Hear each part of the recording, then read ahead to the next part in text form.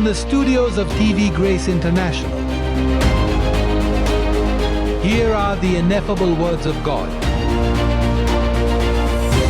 The gospel of grace on the lips of the man Christ Jesus.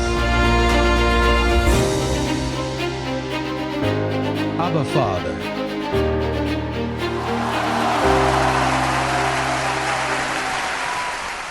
अच्छा, तो चलो तुरंत चलते हैं। आइए एक बार और हमेशा के लिए चलें। सम्मेलन नाम है द बॉडी ऑफ सिन। आइए रोमियो की ओर चलें, अध्याय 6 छंद 6, क्योंकि वहां है एक बहुत अच्छा रहस्योद्घाटन। रोमन अध्याय 6 श्लोक 6 दिया गया ये जानना। अरे बाप रे, अगर पता ना हो तो व्यक्ति किसी चीज में नहीं है। ये जानकर देखो कि हमारा बूढ़ा पुरुष उसके साथ क्रूस पर चढ़ाया गया कि पाप का शरीर नाश हो जाए, ताकि हम आगे से पाप न करें। अब पौलुस पाप के शरीर को नष्ट करने के लिए क्यों कहता है? क्योंकि यह नष्ट नहीं हुआ है, धन्य है। आप इसे यहां देखें। हम लेकिन आइए हम उसके साथ रहें, क्योंकि वह पाप के लिए मर गया है। देखिए अगला श्लोक क्या कहता है। श्लोक 7 कहता है क्षमा करें। यह कहता है क्योंकि जो मर गया वह पाप से धर्मी ठहराया गया। दूसरे शब्दों में वह पाप के बारे में बात करता है, लेकिन वह इसलिए कहता है क्योंकि जो मर गया है वह पाप से धर्मी ठहराया गया है। दूसरे शब्दों में व्यवस्था सोचती है कि इस तरह के छंदों के कारण पाप होते हैं, क्योंकि उनमें कोई रहस्योद्घाटन नहीं है, वे प्रबुद्ध नहीं है। और जो व्यक्ति आत्मज्ञानी नहीं है वह वही श्लोक पढ़ सकता है जो आप पढ़ते हैं, लेकिन आप प्रबुद्ध हैं। और फिर ये लोग ये नहीं समझते कि वे एक घोड़े के साथ, एक शार्क के साथ चल रहे हैं। जैसा कि मैं उनसे कहता हूं, पाप का शरीर क्यों? ओह, और वे कब्रिस्तान को नहीं देखते। कब्रिस्तान अनुग्रह में बढ़ रहा है, वे इसे नहीं देखते, क्योंकि अगर हम मर गए हैं तो मैं कहता हूं जहां मृत हैं वहां कब्रिस्तान है। कोई मरता है तो कहां ले जाते हैं? एक कब्रिस्तान। खैर, यहां हम बात कर रहे हैं कृपा में वृद्धि करने वालों के बूढ़े आदमी के कब्रिस्तान के बारे में। अब मेरी ओर ध्यान दो। धन्य हो कि यदि तुम इस मामले से अच्छी तरह निपटना सीख जाओ अपने शरीर के साथ, और आप उससे बात करना सीखते हैं। मुझे यह समझ नहीं आता। मुझे सम्मान करो, क्योंकि आप एक मृत व्यक्ति हैं। आप एक लाश हैं जो निश्चित रूप से मुझे दर्द और स्थितियों से परेशान करने के लिए यहां नहीं आ रही है। और आपको इससे निपटना सीखना होगा, क्योंकि देखो मैंने इसे बिल्कुल भी नहीं सीखा है। मैंने तुमसे कहा था कि दूसरे दिन वह आवाज मुझे दिखाई दी थी। मैंने वह आवाज सुनी थी जिसने मुझे बताया था, और मैंने कहा देखो तुम अभी बात कर रहे हो, और अब देखो तुम अभी बात कर रहे हो, क्योंकि देखिए मैं अब 65 साल का होने जा रहा हूं। हे पिता, स्वाभाविक रूप से मैं उस उम्र का नहीं दिखता या महसूस नहीं करता। मुझे लगता है कि जब मैंने मंत्रालय शुरू किया था तब मैं 42 साल का था, क्योंकि हम सभी मसीह यीशु में जब हमारी समझ प्रबुद्ध हो जाती है तो हम परे देखते हैं और हम हर किसी को सुंदर देखते हैं। लेकिन आपको जानना होगा कि इस कब्रिस्तान से कैसे निपटना है। यह सुनिश्चित करना कि यह हमेशा उसकी समाधि पर रहे। वह तुम्हारा शरीर, बूढ़ा आदमी जो कपटपूर्ण अभिलाषाओं से भरे हुए हैं, वे सत्य नहीं है। जैसा कि इफिसियों में कहा गया है 4:22, छीन लिया गया उस बूढ़े आदमी का जो भ्रष्ट है। ऐसा अपने साथ ना होने दें। मियामी में कुछ भाइयों के लिए जो जब उन्होंने मुझे उपदेश देते सुना तो वे मेरे पास जाना चाहते थे। उन्होंने कहा नहीं, हम पहले से ही परिपूर्ण हैं। और फिर उन्हें उत्तम कहा गया, और फिर चूंकि वे परिपूर्ण थे उन्होंने बोया नहीं। वे एक ऐसी जगह पर मिले जहां कोई भुगतान नहीं करना चाहता था और कोई पौधारोपण नहीं करना चाहता था, और वहां कियोस्क ढह गया। अविश्वसनीय। जो कोई यहां से फिरकर उस मनुष्य यीशु मसीह पर से अपनी दृष्टि फेर ले, उसे सपने आने लगते हैं और चीजें दिखाई देने लगती हैं। जो कोई भी यहां से निकलता है उसे मृग तृष्णाएं दिखाई देने लगती हैं, दरवाजे दिखाई देते हैं, और कहता है वहां देखो, ये जोस लुइस ने जो कहा उससे बेहतर है। और वे घूमते हैं और कसम खाते हैं कि वे मुझसे बेहतर कर रहे हैं। और तब कुछ रास्ते हैं जो इंसान को जिंदगी जैसे लगते हैं, परंतु इसका अंत मृत्यु का मार्ग है। फिर वह बूढ़ा आदमी, यार यह क्या करता है? वह धर्म नहीं समझता। मैंने यहां लिखा है कि पाप हटा दिया गया था, लेकिन वह शरीर जहां पाप रहता था वह इस क्षण तक मौजूद है। इसीलिए पौलुस ने कहा मरना लाभ है, क्योंकि वे तुम्हें अपमान की देह से उतार देते हैं। हे समुद्र मर जाओ। जब मैंने पिछले सप्ताह एक धन्य व्यक्ति को शैतान को सौंपने की बात की थी, यदि मैं तुम्हें शैतान को सौंपता हूं तो मेरा मतलब है यदि तुम अवज्ञाकारी हो और बुरी गवाही देते फिरते हो और मैं तुम्हें शैतान को सौंपता हूं, आपको मुझे एक उपहार भेजना चाहिए और कहना चाहिए धन्यवाद प्रेरित, क्योंकि आप उस शार्क को मुझसे दूर ले जा रहे हैं, आप अपमान के उस शरीर को दूर ले जा रहे हैं। यदि ऐसा है भी तो मैं गवाहों के बादल में जा सकता हूं और वहां से आपकी सेवा कर सकता हूं और वहां से मैं कोई भी सम्मेलन नहीं छोड़ूंगा। इसलिए जो शैतान को सौंपे जाने से नाराज है वह नहीं जानता कि वह क्या कह रहा है। ऐसे लोग हैं जो अपने शरीर से निपट नहीं सकते। और देखना, यदि आप नहीं जानते कि कैसे निपटना है और आप बुरी गवाही देने जा रहे हैं, यह सर्वोत्तम है कि तुम गवाहों के बादल के पास जाओ। तो ठीक है, देखना, जब हम पाप के बारे में बात करते हैं तो पाप के शरीर को नष्ट करने के लिए आपको यह समझना होगा कि पौल स्वयं का खंडन नहीं कर रहा है। उदाहरण के लिए यदि पौल आपको बताता है इब्रानियों में 9:26 ये दूसरे तरीके से कहता है, उसके लिए कई बार कष्ट सहना आवश्यक होता संसार के आरंभ से, परंतु अब 2000 वर्ष पहले की बात करें तो जब उसने क्रूस पर बलिदान दिया था, परंतु अब युग के अंत में याद करना कि सदियां वहीं पूरी हुई।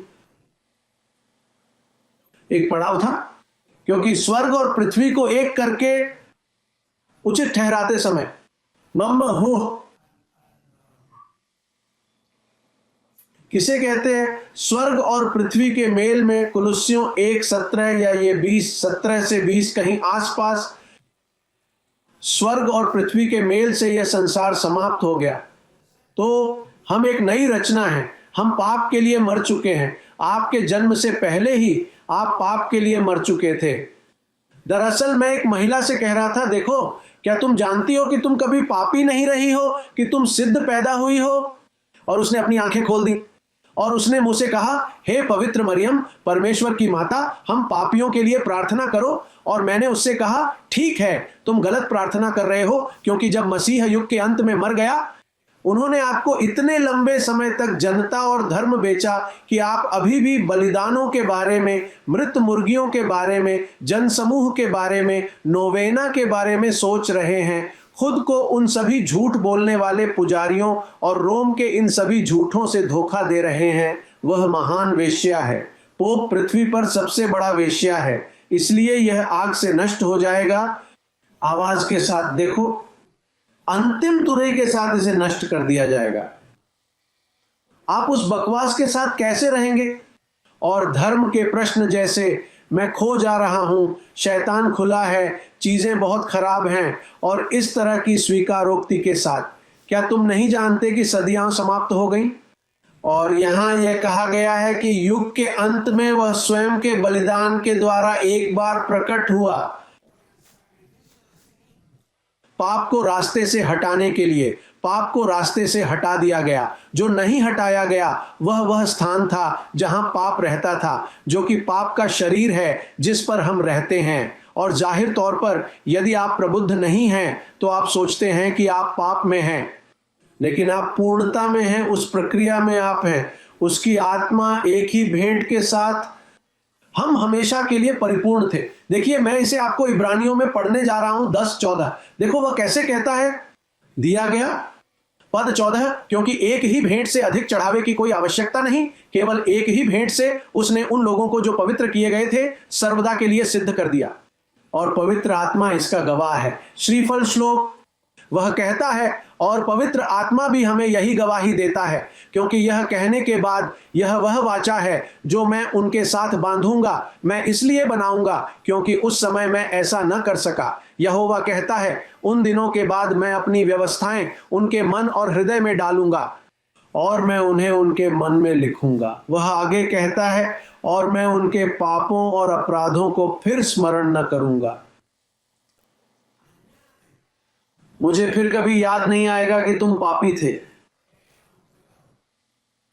निसंदेह, क्योंकि इस वाचा में जब मसीह ने सब कुछ पूरा कर लिया, सभी चुने हुए जो जीवन की पुस्तक में अंकित हैं, सभी पूर्व नियत जब वे पैदा होते हैं तो वे पहले से ही बचाए हुए और सिद्ध होकर पैदा होते हैं, लेकिन वे इसे नहीं जानते हैं।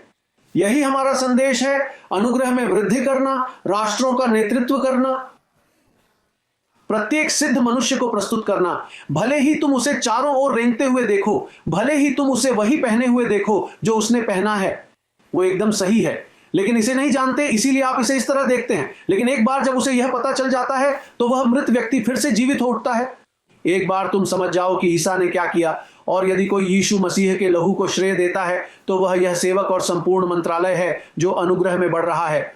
मुझे यह मत बताइए कि ईसाई धर्म प्रचारक ईसा मसीह के खून का सम्मान करते हैं और कैथोलिक कम। कोई भी इस मंत्रालय की तरह मसीह के खून का सम्मान नहीं करता है। आप धर्म त्यागी हैं, यीशु के खून के निंदा करने वाले हैं, मसीह के क्रूस के दुश्मन हैं। प्रोटेस्टेंट धार्मिक व्यवस्था से बात करते हुए उसने जो खून बहाया उसने सदियों को नष्ट कर दिया, हमारे जीवन को परिपूर्ण बनाया, पाप को दूर किया, शैतान को नष्ट किया, आपके लिए उपचार लाया, आपके लिए समृद्धि लाया। परंतु यदि आप यह नहीं जानते तो आप आवारा की तरह घूम रहे हैं। तुम शिकायतें करते फिरते हो, चीजें क्यों खराब हैं, पिछले साल क्या हुआ, ये क्या हुआ। नहीं नहीं नहीं, धन्य है। देखो, तुम्हारी ट्रेन छूट गई, आपकी ट्रेन छूट गई, तो जब ट्रेन गुजरती है तो वहीं बैठ जाओ। मैं कहता हूं हालांकि ये ट्रेन है, आप ट्रेन देख रहे हैं, इस ट्रेन पर चढ़े ताकि आप अपनी पकड़ बना सकें। शक्तिशाली स्थिति, और तुम्हें यह समझना होगा कि तुम शरीर के लिए मर चुके हो। वह कहता है पॉल, हम अब भी जीवन की उस स्थिति में कैसे रहेंगे जो पहले थी, यदि हम पाप के लिए मर चुके हैं, कानून के लिए मर चुके हैं, शैतान से मुक्त हैं, निंदा से मुक्त हैं। धन्य है, ऐसा बहुत कुछ है जो हमें दिया गया है। अरे कुलुस्सियों 2 एक बार देखें कि क्या यह आपसे भी यही बात कहता है। दिया गया, उसमें तुम्हारा भी बिना हाथों का खतना किया गया। मसीह के खतने के द्वारा शरीर की पाप पूर्ण देह को दूर करके। देखिए कि प्रेरित पौलुस आपको वहां क्या बताता है। तुम्हारा खतना बिना हाथों के किया गया खतना था। यह आध्यात्मिक रूप से बोल रहा है। यह कहता है कि यद्यपि तुम्हारे पास पाप का शरीर है, फिर भी उसमें जो पंजीकृत पाप था उसे बाहर निकाल दिया गया। ठीक है, उन्हें ध्यान में न रखें, क्योंकि मैं उनके पापों और अपराधों को फिर स्मरण न करूंगा। प्रेरित, तो क्या हम दुर्व्यवहार कर सकते हैं? यदि तुम चाहो तो तुम्हारे लिए सब कुछ जायज है, चाहो तो वहीं जारी रखो। उस क्रेडिट कार्ड पे जो आपके लिए एक कार्ड है जो सिद्ध है। अरे लेकिन जो ये समझता है वो ऐसा नहीं सोचता।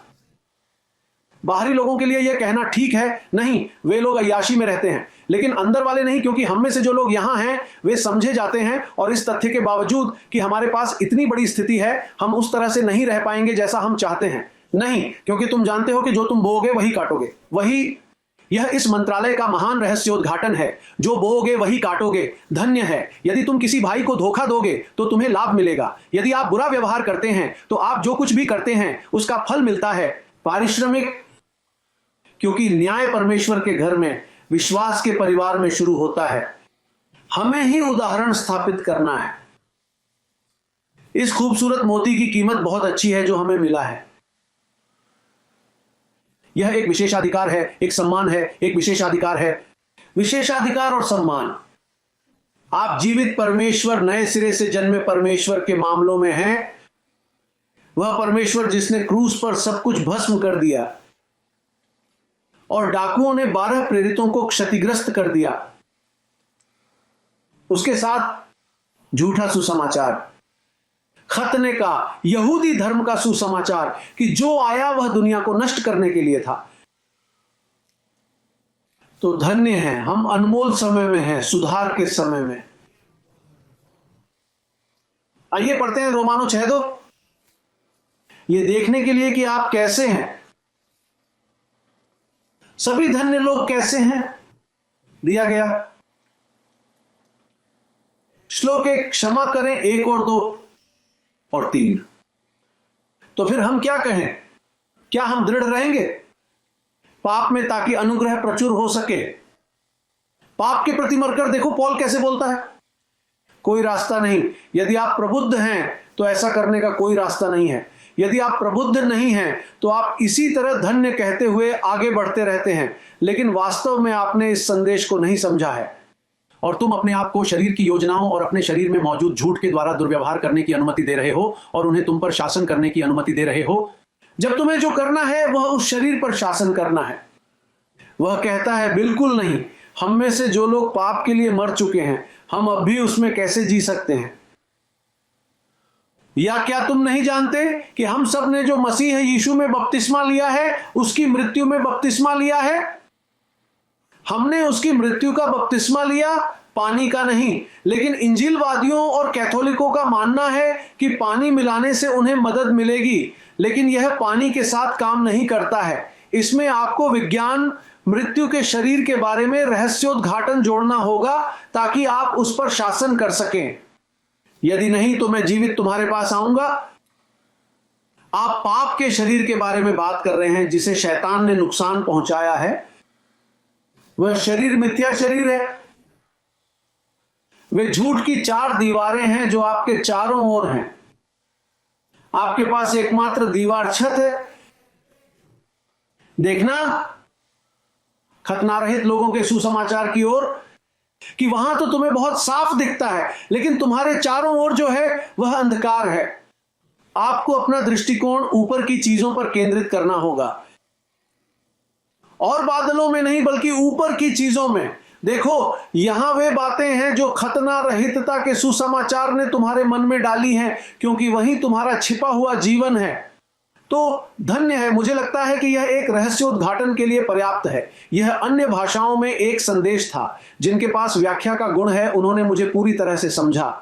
बाहर वाले कुछ भी नहीं समझते। जो लोग कुछ भी नहीं समझते हैं उनके कान धार्मिक मेल, पेंटेकोस्टल मैच, इंजील मैच, बैप्टिस्ट, कैथोलिक मैच से भरे हुए हैं। यदि आप उन्हें रॉकेट की तरह आग लगा दें तो वे उड़ जाएंगे। लेकिन आप जिनके पास व्याख्या का उपहार है, आपने मुझे पूरी तरह से समझ लिया है क्योंकि आप एक विशेषज्ञ हैं। मैं आपको धन्य घोषित करता हूं। मैं तुम्हें जीवन में राज करने की घोषणा करता हूं। मैं कहता हूं कि यीशु का जीवन आपके शरीर में प्रकट होता है। वह शरीर आपको स्वस्थ रखता है, समृद्ध, कोई शिकायत नहीं, शिकायत के लिए कोई जगह नहीं। इसमें जिस चीज की गुंजाइश है वह है प्रशंसा। मैं कहता हूं कि आप समझ गए, धन्य हो गए। आप बहुत ज्ञानी हैं।